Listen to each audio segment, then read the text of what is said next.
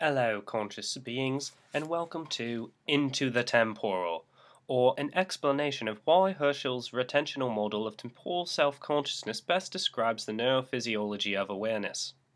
I'm Brad Martins, and tonight we'll be taking an adventure into the depths of your consciousness. What exactly is consciousness, then? Consciousness is one of the most fiercely debated topics in philosophy, and to date, no single theory has quite encompassed everything it's trying to explain. Some believe that consciousness is made up of levels, while others believe that it's one giant phenomenal enigma. Thus, in order to discuss a subset of consciousness, namely temporal self-consciousness, we will first need to talk about the nature of consciousness and self-consciousness. To begin, although the exact definition of what it means to be conscious varies from individual to individual, I will be asserting that to be fundamentally conscious is to be perceptually aware of a single difference. Now, whether that difference is registering a change in the number of photons in their frequencies as they bounce off objects, like your eyes do for light, or the vibrational changes in air pressure, like your ears do for sound. Or it could even be a change in an electrochemical gradient, such as bacteria do. All of these qualify as fundamentally conscious. By this definition, since almost all differences must occur over a period of time, consciousness is largely explained in terms of time. The only exceptions are visual perceptions of a spatial or qualitative difference between two objects, such as the orange color of the orange and the red color of the apple, as well as the fact that both are separate in space. As an organism is able to perceive more differences, it is able to build up its consciousness until it possesses a nervous system that allows it to register, process, and combine perceptions so that it may recognize the separation of itself from the environment. Here's a girl perceiving her environment while simultaneously distinguishing herself from the environment. This form of awareness of self is the ecological self. It is not necessarily temporal, and for our purposes it is the fundamental level of self-consciousness. Thus, in order to be conscious, one must possess an egocentric point of view. For simplicity, from here on out when we refer to self-consciousness, we will be referring to the ability to use this egocentric conscious awareness to form the conceptual and ontological first-person pronoun I. Temporal self-consciousness, then, is the ability to recognize and maintain a sense of self-identification and continuity that is separate from the environment and persists through temporal change. How one maintains this continuity of self over time, however, remains largely unanswered. The three primary models used to explain temporal consciousness are the cinematic model, the spacious present model, and Herschel's retentional model. I will argue that Herschel's retentional model provides the best framework for explaining the biological mechanism of the temporal self. The first of the three models of temporal self-consciousness is the cinematic model. Like the name suggests, the cinematic model explains consciousness as a close-packed, gap-free continuum of momentary phases like film. The contents of these phases do not present motion or change and are similar to a succession of still picture frames. It is the rapid succession of the shots that generates change, though that succession is never perceived by the observer. In terms of self-consciousness, upon reflection of ourselves over time, we may track temporal changes in our psychological and physical being, but we never perceive the changes as they are occurring.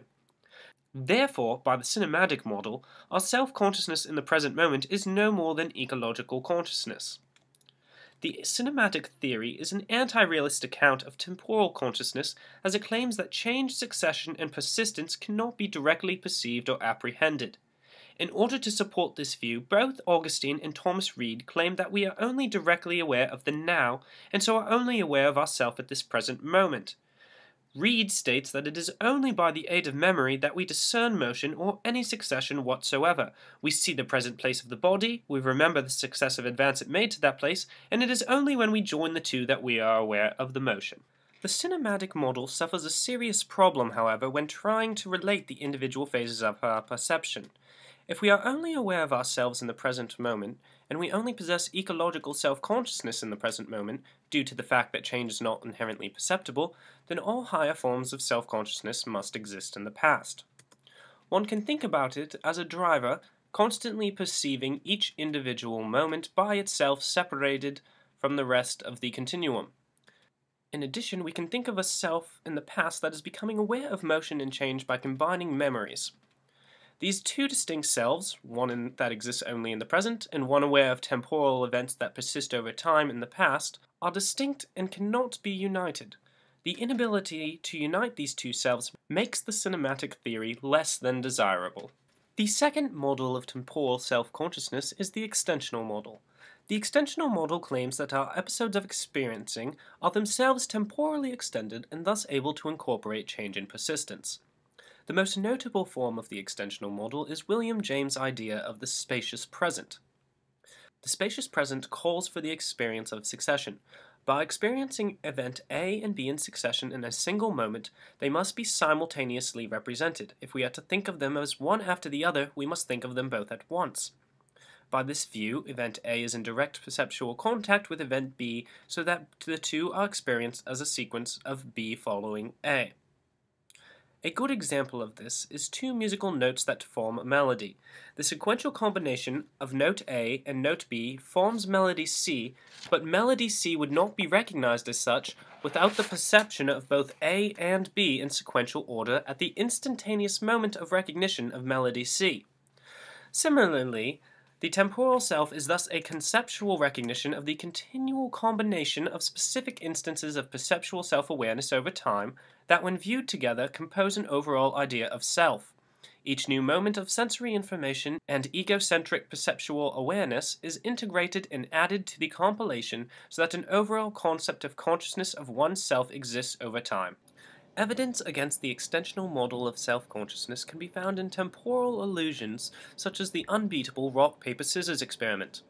In the experiment, subjects were first instructed to play a game of rock-paper-scissors against a computer by pressing buttons that corresponded to each item. During this time, the program slowly introduced a delay between when the subject pressed the button and when the subject's choice was displayed on the screen. By the end of the training period, a delay of about 100 milliseconds was introduced without the subject noticing. During the second phase, the computer was now able to see the subject's choice before their choice was displayed on screen. It then chose the corresponding choice to beat the subject. To the player, however, it appeared as if the computer was able to pick the correct choice before they could completely press down on the button. What the phenomenon indicates is that the relative temporal relations between these events are not merely a passive registering of temporal features, but rather the perceptual system uses information about regularities it expects in the perceived environment to interpret and in some cases overrule what incoming sensory information suggests. While the given example only directly applies to consciousness and not self-consciousness, when considering incoming information about the self, a similar problem occurs. We can never truly perceive ourselves as we really are, since there is always a chance we will have modified the perception to fit our expectations by the time it registers in our conscious awareness. By not being able to truly perceive oneself, the spacious present theory does not possess immunity to error through misidentification. Because immunity to error through misidentification is necessary for any viable theory of self-consciousness, the spacious present is not truly explanatory. The third model of temporal self-consciousness is the retentional model. The retentional model claims that our experiencing of change in succession occurs within episodes of consciousness which themselves lack temporal extension, but whose contents represent temporal intervals and phenomena.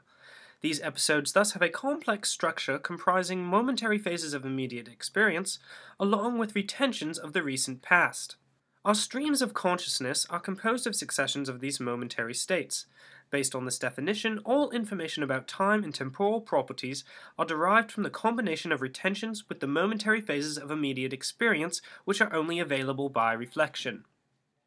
In terms of self-consciousness, Husserl writes, "We do not perceive our own subjectivity prior to reflection, but live in a state of self-oblivion and self-forfeiture."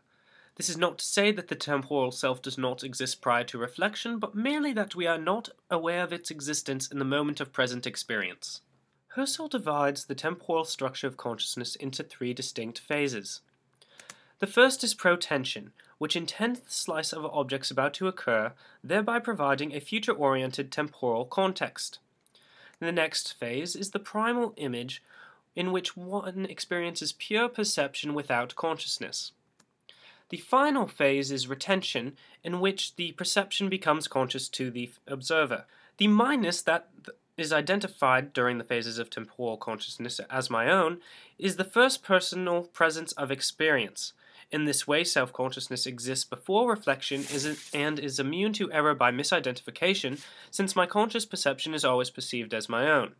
Like the cinematic model, our self-consciousness occurs in instantaneous moments, but allows for retention of information so that the past and present are not necessarily separated. Herschel's model is compatible with current understanding of the physiology of perception and neural processing. At each moment, our sensory receptors pick up signals that cause action potentials to travel up the axons of afferent nerves to the brain. The sum of all the signals of these receptors that reaches the brain in a given instant can be thought of as the protension. We are aware of the input and it has a future directional path, but we are not conscious of it. The information is processed mostly by the thalamus and delegated to the necessary areas of the brain. The particular brain state that exists at any given moment while information is processed can be said to be the primal impression, of which we are not yet conscious. When the processed signals reach the prefrontal cortex and other higher cognitive and associational areas, we become conscious of them and retention occurs. Neither the cinematic nor the extensional models follow these neural pathways, nor do they provide a complete explanation of temporal self-consciousness. Herschel's retentional model can thus be said to be the best supported by scientific literature and best describes the pathways by which we become temporally conscious. Thank you for sticking with us, and I hope you have enjoyed this explanation of temporal consciousness. I'm Brad Martins, and this has been a Martins production.